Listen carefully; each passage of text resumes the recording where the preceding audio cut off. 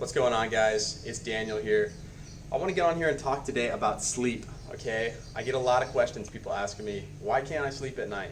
Why do I sleep so bad? Why don't I feel awake during the day? Okay, there's three main reasons that I see that most people have when it comes to sleep and why they're not getting a good night's sleep. Okay, and we'll go over those. Okay, so number one, most common, what I see is a light-related issue. Okay, light is very important in terms of getting a good night's sleep. And why is that?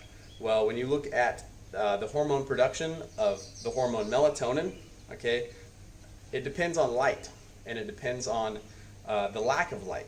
Okay, so what is melatonin? I think probably you know. It's like the sleepy hormone, and some people will take this in order to sleep at night. Well, the thing is, your body produces this hormone naturally, but it requires darkness. It requires darkness. Rather, to be more specific, it requires a lack of blue light. Okay, so red light won't disrupt the production of this hormone so much, and that's why you see like the phone apps and the laptop apps that can put a red filter over your screen towards the evening. What's to help keep you from? It's to help you sleep at night. So the main things to focus on with light and getting a good night's sleep is that in the morning you want to get some kind of natural light. Okay, this is going to sort of set your clock, set your circadian rhythm, set that cycle for the production of melatonin. Right in the morning, if you can go outside, get some light in your eyes, get some light on your skin. There are photoreceptors on your skin. Your skin does absorb light. So you want to get some of that natural light in the morning. And then you want to, as much as you can, when that sun starts going down, avoid the unnatural light. Avoid the blue light especially. Try and use like Christmas lights. Sometimes are good. They have red Christmas lights. They have like the yellow, amber Christmas lights. If you can get incandescent lighting, that's also a good option. So as much as you can, avoid that unnatural light, especially as it starts getting down towards bedtime. And this is going to vastly increase your sleep quality, I promise.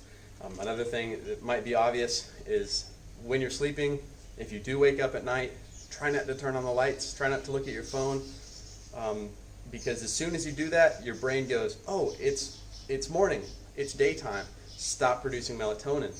Okay, that's why you might notice like you need to get up to pee at night, you flick on that bathroom light, you go pee, you turn it off, lay back in bed, can't sleep, you're wide awake.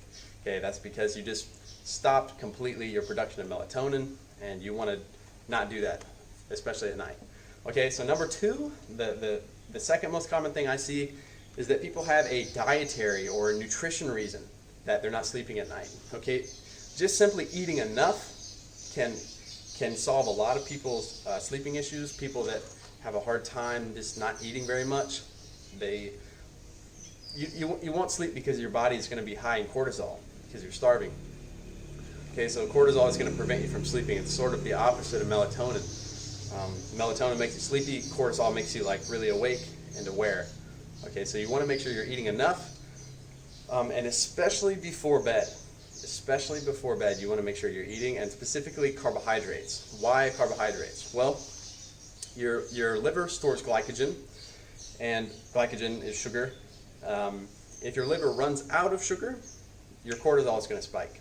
This is why some of you that might be doing like intermittent fasting or longer fasts have felt, wow, why do I feel so energized? Why do I feel so awake? Well, it's because your cortisol spiked because your liver is just run out of glycogen. Now your body's having to go through gluconeogenesis to make its own glycogen, because glycogen is necessary for many things in the body, like even just moving your finger requires glycogen. Okay, so you don't want your liver to run out of glycogen while you're sleeping. It's going to boost your cortisol. You're going to wake up in the morning, or you're going to wake up when you don't want to wake up. Okay, you want to maybe eat even just before bed is okay. Just eat some carbohydrates just before bed, and then you might notice that you get carried a nice little sleep all through the night, and then you wake up in the morning feeling a lot more rested. Okay, this kind of goes counterintuitive to what a lot of people say, like you shouldn't eat before bed, especially in yoga and Ayurveda. I know they do this a lot, but from what I see and from my own experience, from what I see in other people, doesn't always work. Okay, so that's one thing to look at if you're not getting a good night's sleep.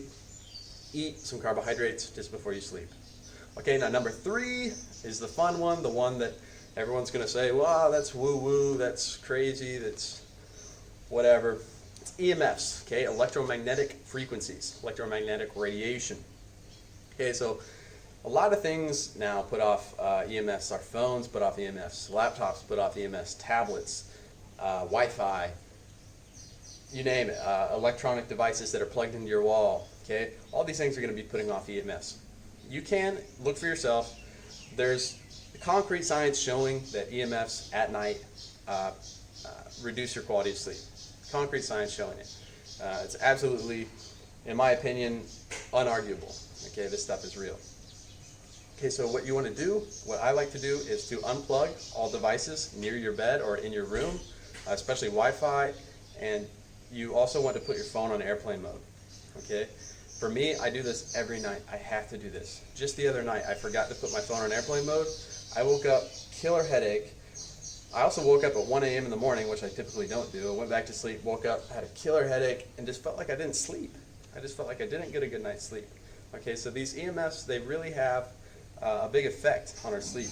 And one way that you can mitigate that is by putting your phone on airplane mode while you sleep, and especially turning off that Wi-Fi, unplugging the Wi-Fi router at night, especially if it's in your room.